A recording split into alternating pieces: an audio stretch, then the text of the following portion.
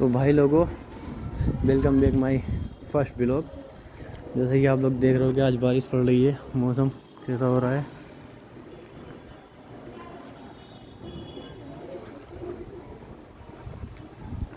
तो आज हम अपने पंछी धामड़ी में ही चुगा रहे हैं और ये हमारे पंछियों का दाना है। मिक्स दाना हम खिला रहे हैं पंछियों को अपने, जिससे कि ठंड से बचे रहें।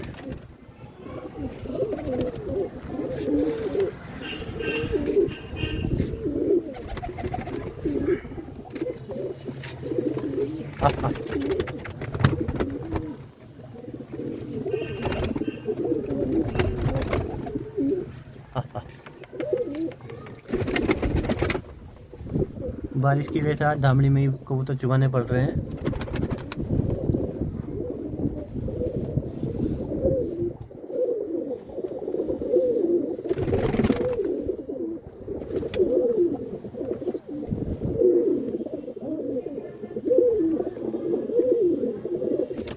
और ये रख रहे हैं हम अब पानी पीने के लिए इनके कबूतरों के।